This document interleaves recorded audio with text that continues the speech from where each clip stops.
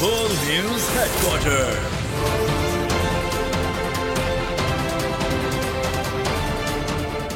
अस्सलामुअलैकुम। बोल news headquarters में खुशामदीद। मैं हूँ महविश निसार। मैं हूँ अरबाब जान और मैं हूँ बुशरा। हेडलाइंस आप जान चुके हैं। बुलेटिन में हम बात करेंगे अहम दौरा, आईसीसी या भीगी बिल्ली, पुराना तनाज़े नया खून और निगरां पर इत्तेफाक हुआ। Chairman joint chiefs of staff committee general Sahir Shamshad Mirza का दौरा ऑस्ट्रेलिया। ऑस्ट्रेलवी हम मनसब जनरल एंगस जे कैम्बल से मुलाकात की। रॉयल मिलिट्री कॉलेज का दौरा किया। जनरल साहिर शमशाद मिर्जा दिफा और सलामती से मुतालिक मुज़ाकरात और 1.5 ट्रैक सिक्योरिटी डायलॉग के लिए ऑस्ट्रेलिया का दौरा कर रहे हैं।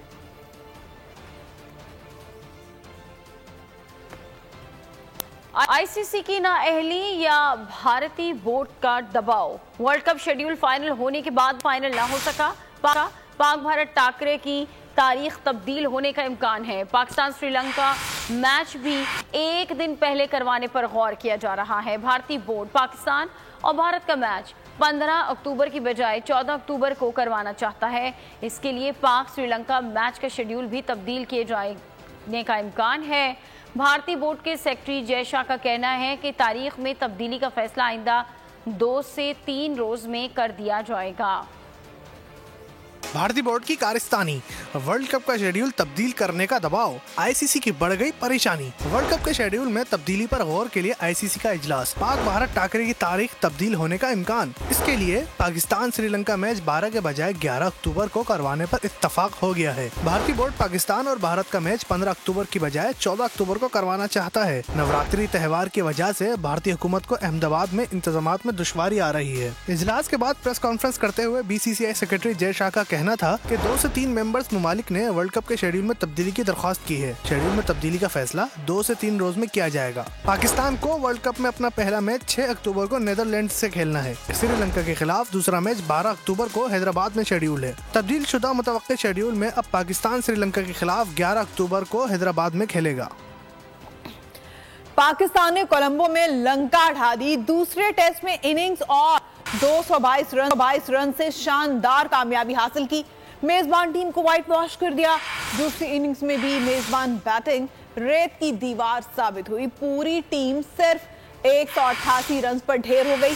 डबल सेंचुरी बनाने वाले अब्दुल्ला शफीक मैच के बेहतरीन खिलाड़ी करार पाया। आगा सलमान को मैन ऑफ द सीरीज करार दिया गया। नोमान अली की घूमती गेंदों ने घुमा कर रख दिया। नसीम शाह की गेंदें मिसाइल बन गईं। पाकिस्तान ने कोलंबो में लंका ढा दी।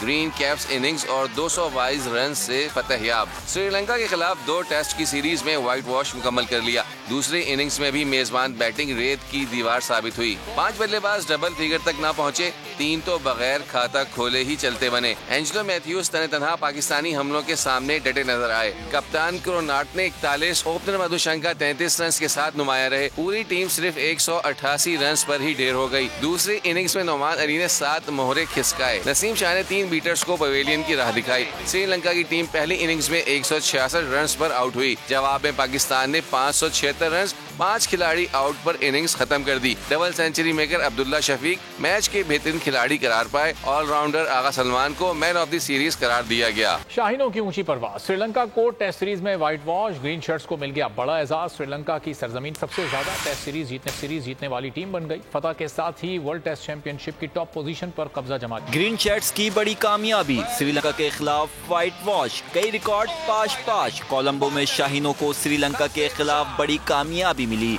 इनिंग्स और 222 रन से फतेह। सीरीज 2-0 से अपने नाम कर ली। जीत के साथ ही पाकिस्तान टीम श्रीलंका की सरजमीन पर सबसे ज्यादा टेस्ट सीरीज जीतने वाली टीम भी बन गई। गाल में खेले गए पहले टेस्ट में पाकिस्तान ने मेजबान टीम को 4 विकेटों से शिकस्त दी थी। इस फतेह के साथ ही पाकिस्तान ने श्रीलंका में 5 टेस्ट सीरीज जीतकर रिकॉर्ड बुक में अपना नाम दर्ज करा लिया है। इससे कबल श्रीलंका में ऑस्ट्रेलिया, इंग्लैंड 4-4 जबकि भारत ने 3 और जुनूबी अफ्रीका अफ्रीका ने 2 मरतबा सीरीज अपने नाम की थी। सीरीज में फतेह के बाद पाकिस्तान के ICC वर्ल्ड टेस्ट चैंपियनशिप में टॉप पोजीशन पर आ गया। पाकिस्तान 24 पॉइंट्स के साथ पहले और भारत दूसरे नंबर पर है। आपको देंगे खेल के मैदान से पाकिस्तान के लिए एक और अच्छी खबर। एशियन अंडर 16 वॉलीबॉल चैंपियनशिप में पाकिस्तान ने थाईलैंड को आउट क्लास करके सेमीफाइनल के लिए जगह बना ली।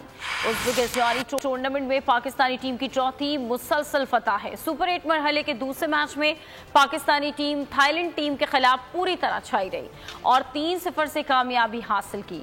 आज सेमीफाइनल में पाकिस्तान उज़्बेकिस्तान के मद्दे मुकाबिल होगा। टांग थाना गुलेमाम के हुदूद में एक गांव पाए के करीब नामालूम मोटरसाइकिल सवारों ने फायरिंग की। अम कमेटी टूरी ग्रुप के शाकिरुल्लाह को कत्ल कर दिया गया। पुलिस का कहना है कि ताहाल वजूहात का पता नहीं चल, जल्द कातिल तक पहुंच जाएंगे। वाक़े के बाद इलाके में सिक्योरिटी सख्त कर दी गई है। अटक में गाड़ी पर नामालूम अफराद की फायरिंग, वकील जांबहक और उसका मुलाजिम जख्मी हो गया। फायरिंग की फुटेज बोल्ड न्यूज ने हासिल कर ली। कार के पास खड़े मुल्जिमान फायरिंग करके फरार हो गए। के खिलाफ वकला एहतजाज करने निकल आए। रावलपिंडी रोड को ब्लॉक कर दिया गया। अटक में गुज़िश्ता माह भी एक खातून वकील को कत्ल किया गया था। कंदकोट गबोलो कच्चे के इलाके में पुलिस की कार्रवाई, मगवी FC अहलकार बाजियाब कर लिया गया। पुलिस तर्जुमान के मुताबिक 1 माह कबल मगवी FC अहलकार खालिद खान पठान को डाकू ने PP फील्ड के तेल के कुएं पर सिक्योरिटी के दौरान अगवा कर लिया था। मगवी खालिद खान पठान की बाजियाबी के लिए पुलिस का गबोलो के इलाके में ऑपरेशन जारी था। दौरान ऑपरेशन डाकू का घेराव तंग किया गया और पुलिस और डाकू में फायरिंग का तबादला भी हुआ।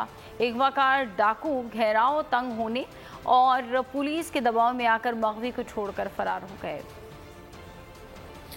हाफिजाबाद में अमीरजादों की नाजायज ख्वाहिशात पूरी न करने पर खातून को तशद्दुद का सामना। मिसबा नाबी गरीब खातून की दुहाइयां कहती हैं कि वो लोगों के घरों में काम काज करके अपने बच्चों का पेट, बास अफराद उससे नाजायज मुतालिबात कर रहे हैं। CCTV में देखा जा सकता है कि 2 ओबाश खातून के घर से निकलने पर उसे तशद्दुद का निशाना बनाते हैं। खातून अपने दिफा में कुछ करने से कासिर है। नौजवान कई बार पलटकर उस पर थप्पड़ और मुक्के बरसाते हैं। दूसरी जानिब SHO सुखे की मंडी बासर मुल्जिमान को तहफ़्फ़ुज़ फराहम करने में मसरूफ है। पशीन में 2 ग्रुपों के दरमियान खौफनाक तसादुम, 3 अफराद जांबहक, फायरिंग से खातून और बच्ची समेत 6 अफराद जख्मी हुए। लेविज़ हुक्काम के मुताबिक जांबहक अफराद में 2 भाई, फायरिंग से साबिक MPA लियाकत आगा का भाई भी जख्मी हुआ है। सिविल अस्पताल में इमरजेंसी नाफिज कर दी गई है। शदीद जख्मियों को कोयटा मुंतकिल कर दिया गया है। कराची में रुकने सिंध असम्बली असलम अबड़ो के भाई और भतीजे के कातिल की तहकीकात जारी है। कराची जैकबाबाद के अफसरान पर मुश्तमिल तहकीकाती कमेटी ने DIG साउथ की सरबराही में काम शुरू कर दिया। तहकीकाती हुक्काम ने वाक़े की CCTV फुटेज हासिल कर ली। रुकने सिंध असेंबली के भाई और भतीजे के कत्ल की तहकीकात। गोली चलाने वाले कौन थे, हमले की वजह क्या थी, पुलिस ताहाल गुत्थी ना सुलझा सकी। फायरिंग का वाकया गुज़िश्ता रोज डिफेंस फेज 7 में पेश आया। मोटरसाइकिल सवारों ने असलम अबड़ो के भाई की कार को निशाना बनाया। असलम अबड़ो के भाई शहरियार अबड़ो और भतीजा अकरम अबड़ो मौके पर दम तोड़ गए। 2 अफराद अब्दुल्ला अबड़ो और इरशाद पनहोर जख्मी हुए। पुलिस ने 2 शहरों के अफसरान पर मुश्तमिल तहकीकाती कमेटी कायम कर दी। कमेटी DIG साउथ की सरबराही में कायम की गई। कराची और जैकबाबाद के अफसरान मामले की जांच करेंगे। हुक्काम के मुताबिक वाक़ये की तहकीकात मुख्तलिफ खतूत पर होंगी। दोनों शहरों में मकतूलीन की मुखालिफ अदावत का मामला देखा जा रहा है। कारोबारी और सियासी वाबस्तगी का रिकॉर्ड भी हासिल किया जा रहा है। दोनों शहरों में उनके खिलाफ और मुद्दत में मुकदमात का भी रिकॉर्ड मांग लिया गया। अदालती केसेस की मालूमात भी हासिल की जा रही हैं। मकतूलीन की नमाज जनाजा जैकबाबाद में अदा कर दी गई। अबड़ो हाउस में मैयतें पहुंचने पर फिजा सोगवार, लवाहिकीन और शहरियों की बड़ी तादाद रिहाइशगाह पर मौजूद थी। घरेलू मुलाजिमा बच्ची पर तशद्दुद। लाहौर हाई कोर्ट ने सिविल जज की अहलिया सोमिया आसिम की हिफाजती जमानत मंजूर कर ली। अदालत ने सोमिया आसिम की 1 अगस्त तक हिफाजती जमानत मंजूर करते हुए पुलिस को गिरफ्तारी से रोक दिया। मुतासरा बच्ची का लाहौर के अस्पताल में इलाज जारी है। CT स्कैन कर लिया गया है। डॉक्टर्स का कहना है बच्ची की हालत पहले से बेहतर है। मुलाजमा के साथ सफाकाना सुलूक, पुलिस गिरफ्तारी में नाकाम या ताखीरी हरबे, अदालत से मुलजिमा की जमानत मंजूर। ASP सहाला की जेर निगरानी पुलिस टीम ने मुलजिमा की गिरफ्तारी के लिए छापा मारा, पुलिस गिरफ्तारी में नाकाम। इसी दौरान लाहौर हाई कोर्ट ने सिविल जज की अहलिया सुमैया आसिम की हिफाजती जमानत मंजूर कर ली। जस्टिस फारूक हैदर ने सुमैया आसिम की हिफाजती जमानत की दरख्वास्त पर समाअत की। अदालत ने सुमैया आसिम की 1 अगस्त तक हिफाजती जमानत मंजूर करते हुए पुलिस को गिरफ्तारी से रोक दिया। सुमैया आसिम के खिलाफ इस्लामाबाद के पुलिस स्टेशन में मुकदमा दर्ज है। लाहौर के जनरल अस्पताल में मुतासिरा बच्ची रिजवाना का इलाज जारी है। डॉक्टर्स ने गुज़िश्ता रोज बच्ची के पूरे जिस्म का CT स्कैन किया। बोर्ड के मुताबिक रिजवाना की हालत पहले से बेहतर हो रही है। कराची के इलाके कोरंगी अवामी कॉलोनी में पुलिस मुकाबले में हलाक दोनों डाकुओं की शनाख्त हो गई। मुल्जिमान में अब्दुल्ला और शाह शामिल हैं। पुलिस के मुताबिक क्रिमिनल रिकॉर्ड सामने आ चुका। मुल्जिमान के खिलाफ डकैती समेत दीगर जराइम के 5 मुकदमा दर्ज हैं।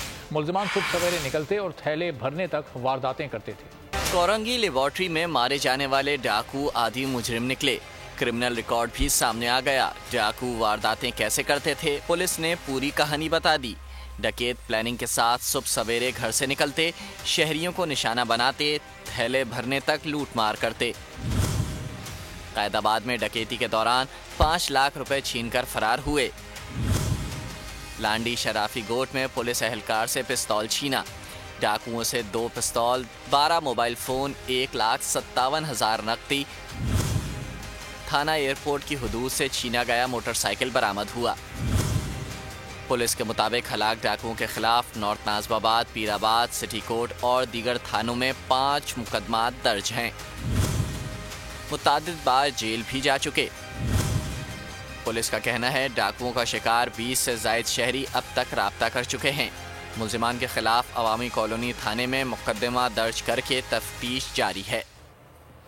कराची के इलाके कोरंगी अवामी कॉलोनी में बहादुरी से डाकुओं का मुकाबला करने वाली पुलिस पार्टी को IG सिंध की शाबाश। IG सिंध ने मुकाबले में हिस्सा लेने वाली पुलिस पार्टी से सेंटर ऑफिस में मुलाकात की। IG सिंध गुलाम नबी मेमन ने पुलिस के जवानों की बहादुरी की तारीफ करते हुए उनके जज्बे को सराहा। कराची में मुख्तलिफ मकामात पर 9 मुहर्रमुल हराम की मजालिस का सिलसिला जारी है, जबकि मरकजी जुलूस की सिक्योरिटी इंतजामात के हवाले से मजीद तफसीलात जानेंगे शाहराह पाकिस्तान अंचोली के मकाम पर मौजूद बोल न्यूज़ के नुमाइंदे नदीम अहमद से। नदीम, बताइएगा किस तरह के इंतजामात किए जा रहे हैं?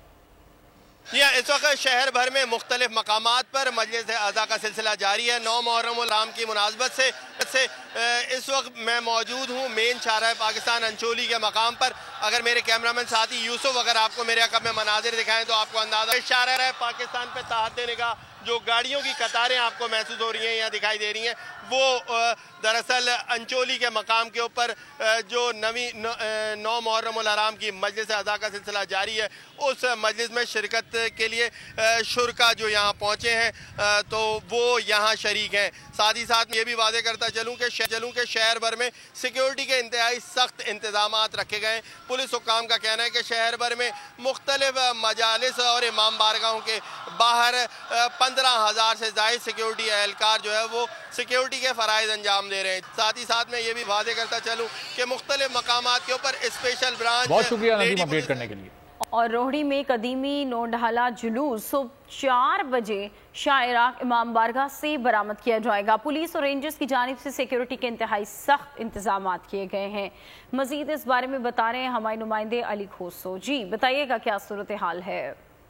रोहड़ी शहर में कदीमी मातमी जुलूस जिसको नौडाला कहते हैं वो सुबह शब के 4 बजे यहाँ से बरामद किया जाएगा, जो शाह इराक इमाम बारगाह से बरामद किया जाएगा। साथ साथ वो रोहड़ी की तंग गलियों से होता हुआ मंडो खबर की तरफ जो है सुबह 5 बजे तकरीबन जो है इख्तिताम पजीर होगा। इसी के साथ ज़ायरीन की बड़ी तादाद यहाँ पे जुलूस में मातमी जुलूस में शिरकत के लिए मौजूद है। सिक्योरिटी के हवाले से बात करें तो सिक्योरिटी के इंतहाई सख्त इंतजामात किए गए हैं। साथ साथ तिब्बी इमदादी कैंप भी यहाँ लगाए गए हैं रेस्क्यू इदारों की जानिब से। साथ साथ इसी के साथ जो लगाई जा रही हैं, करबला के शुहदा से मंसूब शबी की भी जियारत कराई जा रही है। गुजरात में बोल के रिपोर्टर नवाजिश अली एक सबील पर मौजूद हैं, उनसे इस बारे में जानते हैं। बताइएगा नवाजिश अली। जी बिल्कुल, इस वक्त मैं गुजरात के GTS चौक में मौजूद हूँ, जहाँ पर गुज़श्ता 10 सालों से लगाई जाने वाली हुसैनी बादशाही सबील, इस वक्त इस सबील के मुंतज़िम प्रोफेसर शफीक हैजी हमारे साथ मौजूद हैं। इनसे जानते हैं ये सबील नवाशा रसूल जिगर गोशा बतूल हज़रत इमाम हुसैन अलैहिस्सलाम आम के लख्ते जिगर शहदादा अली अकबर अलैहिस्सलाम की सबील है और इंशाल्लाह ये सबील 8 मुहर्रम अल हराम को शुरू होती है और इंशाल्लाह 10 मुहर्रम अल हराम बाद नमाज़ मगरिब इख्तिताम होती है। बिल्कुल, जैसा कि प्रोफेसर साहब ने आपको इस सबील के हवाले से शुक्रिया नवाज अली। हैदराबाद में कायम ज़ियारत कदमगाह मौला अली रज़ी अल्लाह ताला अन्हु पर मुहर्रमुल हराम के दौरान मुल्क के कोने कोने से अज़ादार अपनी अकीदत का इजहार करने आते हैं। इसकी तारीख है क्या, देखते हैं हैदराबाद से इरफान आराइन की रिपोर्ट में। मकबूजा कश्मीर के मुसलमानों को 3 दहाइयों के तातुल के बाद श्रीनगर में मुहर्रम के जुलूस की इजाज़त दे दी गई। 8 मुहर्रम के जुलूस में हज़ारों अज़ादारों ने शिरकत की। गैर मुल्की मीडिया के मुताबिक अज़ादारों के कल्ब से गुजरते वक्त के लिए सख्त हिफाजती इंतजाम किए गए थे। जुमेरात को मकबूजा कश्मीर में जुलूस 34 सालों में पहली बार निकाला गया। मुहर्रम के जुलूसों पर सन 1989 से पाबंदी थी। मुल्क भर में मानसून बारिशों और सैलाबी रेले 25 जून से अब तक 157 अमवात और 249 अफराद जख्मी हो चुके। 643 को नुकसान पहुंचा। लाहौर, सियालकोट, साहिवाल, खानेवाल, ओकाड़ा, काकोल और इस्लामाबाद में सबसे ज्यादा बारिश हुई। दरिया सिंध में ऊंचे दर्जे के सैलाब का खतरा टल गया है।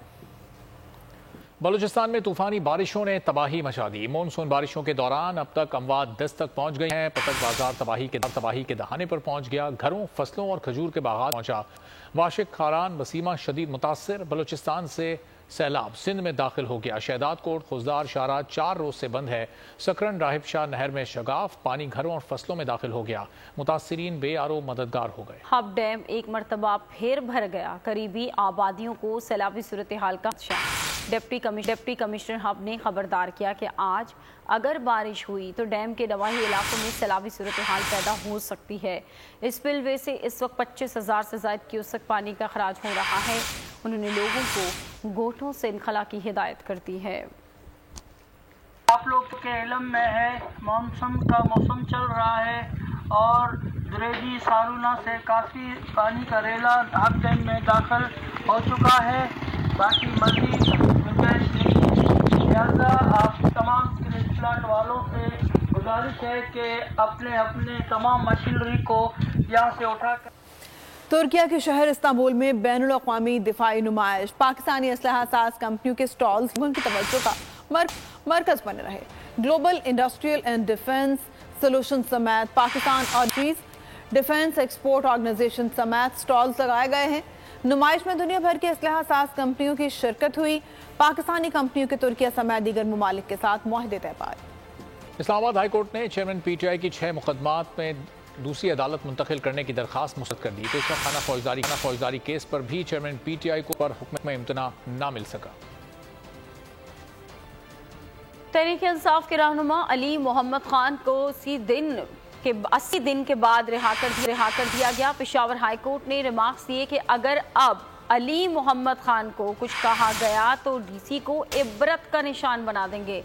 लाहौर हाई कोर्ट में शहरियार आफरीदी की जमानत मंजूर। लाहौर हाई कोर्ट के जस्टिस फारूक हैदर ने परवेज इलाही की नजरबंदी के खिलाफ दरख्वास्त सुनने से माजरत कर ली है। बहावलपुर में एंटी करप्शन ने PTI के साबिक MP समीउल्लाह चौधरी की हाउसिंग कॉलोनी में कई तामीरात गिरा दी। एक प्लाजा और फैक्ट्री को भी सील कर दिया गया। उनके मुताबिक समीउल्लाह चौधरी ने गैर कानूनी तौर पर तामीरात की थी, इसी वजह से ये कार्रवाई की गई। ख्वाजा आसिफ के ऐवान ज़ेरी के बयान की बाज़गश्त ऐवान बाला तक पहुँच गई। वज़ीर दिफा ख्वाजा आसिफ ने ख़वातीन से मुतालिक बयान पर माफ़ मानने से साफ इनकार कर दिया। कहा वो लोग हमें ये दर्स ना दें जिन्होंने खुद ऐसा ही किया हो। मरियम नवाज और फरियाल तालपुर से पहले माफ़ी मांगें, फिर मैं मांगूंगा। PTI सेनेटर हुमायूं मोहम्मद का जवाबी वार। कहा जिस इलाके से हम हैं वहाँ माओ बहनों के खिलाफ कोई ऐसी बात करे तो हम जान लेने और देने तक की बात करते हैं। हम सिर्फ ये कह रहे हैं कि आप अपने अल्फाज वापस ले लें। ख्वाजा आसिफ बोले मर्दों ने तो कभी एहतजाज नहीं किया। हुमायूं ने जवाब दिया मैं हर एक के लिए बात कर रहा हूँ। वो लोग हमें ये दर्स ना दें जिन्होंने खुद ये किया हुआ। जेंडर स्पेसिफिक अपनी तरफ ला के बनाना चाहता है तो वो उनकी चॉइस है। जिस इलाके से हम आए हुए हैं, हमारे इलाकों में सर अगर कोई बहनों को, माओ को, हम उसके लिए सर, हम उसके लिए जान देने और जान लेने वाली बातें करते होते हैं कि भाईजान अगर आप अपने अल्फाज वापस ले लें हमारे लिए भी काफी है। आदमियों के मुतालिक भी रिमार्क्स पास होते हैं तो आदमियों ने कभी प्रोटेस्ट नहीं किया। अगर ये जेंडर इक्वालिटी क्लेम करते हैं तो फिर इस किस्म के जो हवाले जो होते हैं उनको फिर बर्दाश्त करना चाहिए। मैं हर एक के लिए बात कर रहा हूँ, अगर मैं कोई गलत काम कर रहा हूँ तो जो चोर की सजा मुझे दे दे। इनके कायद ने, हमारी कायद जो है मरियम नवाज के मुतालिक जो अपनी तकरीर में कहा था, ये उसकी माफी मांगे। मैं माजरत करता हूँ, ये उसकी माफी मांगे। हम आपकी इज्जत करेंगे, अगर आप नहीं लेंगे और इस अना के लिहाज से होगा तो कम से कम मेरी गैरत गवारा नहीं करेगी कि जब तक मेरे भाईजान इधर बैठे हुए मैं इधर बैठूं। वज़ीर आज़म ने बलूचिस्तान में कई मंसूबों का इफ्तिताह और संगे बुनियाद रख दिया। तकरीबा से खिताब में कहा कि पिछली हुकूमत की वजह से बलूचिस्तान तरक्की नहीं कर सका। PTI हुकूमत में सिर्फ इल्जामात लगाए गए। माजी की हुकूमत ने अंडों और कट्टों पर जोर दिया था। 4 साल उसके ऊपर कोई काम नहीं हुआ था, हर चीज बंद कर दी गई थी और हर चीज को खत्म कर दिया गया था। उस हुकूमत को ये गवारा नहीं था कि हम बलूचिस्तान जैसे दूर अफ्तादा इलाके की तरक्की करें, लेकिन अगर दिन रात गालियां दी जाएं, चोर डाकू का एक रिवाज कायम किया जाए और मैं फरिश्ता हूं, तो ये उसके नताइज हैं जो आज आपके सामने। मैं समझता हूं कि ये भी एक बड़ी वजह है कि चीन जो कि हमारा हमालिया नुमा दोस्त है, जब मैं आया यहाँ पे तो उन्होंने, यहाँ के एडमिनिस्ट्रेशन ने मुझे कहा कि वज़ीर आज़म ये मसला है, ये मसला है। तो कहने का मकसद है एक महदूद, एक मनफी, एक बीमार जहनियत ने इस सारे सफर को, जिसको पंजाबी में कहते हैं कि पेंडे को खोटा कर दिया। मैं एक मिसाल देता हूँ रेकोडेक की, अरबों रुपए उसके झगड़े के ऊपर झोंक दिए गए। आज पाकिस्तान डिफॉल्ट के खतरे से निकल चुका है। तेल की कमी को पूरा करने के लिए बड़ा इकदाम। पाकिस्तानी ऑयल कंपनियों का 10 बिलियन अमेरिकी डॉलर के ग्रीन फील्ड रिफाइनरी प्रोजेक्ट के लिए सऊदी के साथ इश्तराक। 4 बड़े कौमी कंपनियां गवादर पोर्ट पर इस प्रोजेक्ट के लिए इश्तराक करेंगी। मुफाहमती यादाश्त पर दस्तखत करने की तकरीब OGDCL के हेड ऑफिस में मुनाकिद हुई। प्रोजेक्ट के जरिए पाकिस्तान में कम से कम 3 लाख BBD खाम तेल प्रोसेसिंग करने की सलाहियत पैदा हो जाएगी। वफाकी वजीर मुमलिकत पेट्रोलियम डॉक्टर मुसद्दिक मलिक कहते हैं फैसला किया है कि मुल्क में ही रिफाइनरी की सलाहियत बढ़ाई जाए।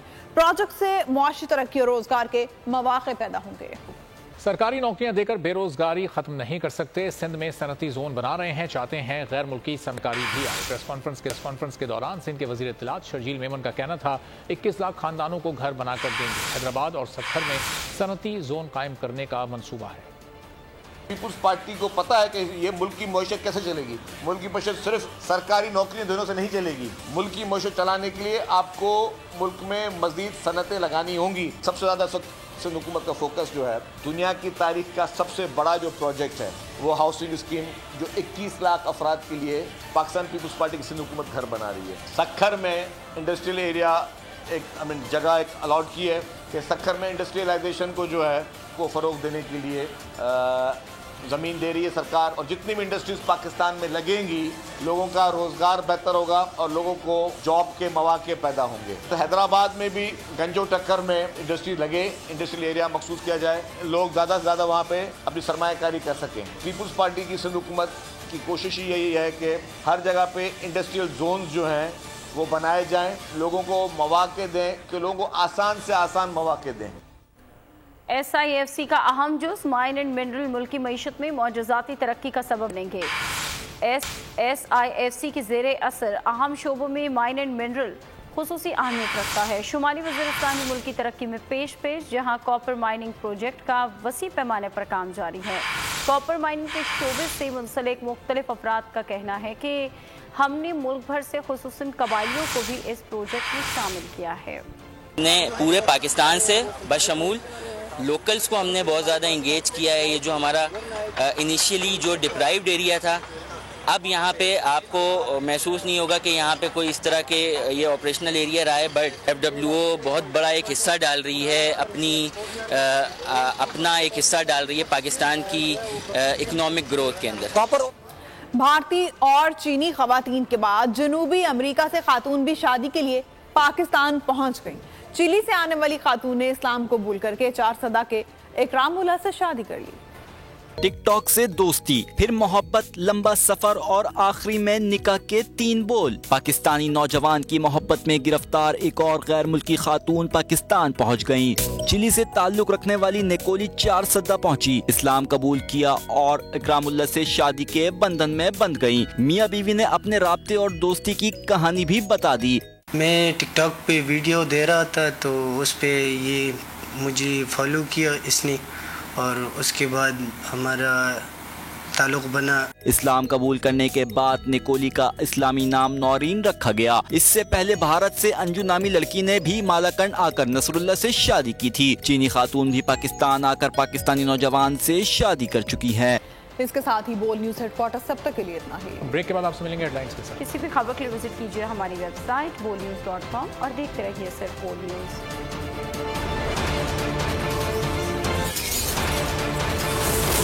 बोल न्यूज हेडक्वार्टर।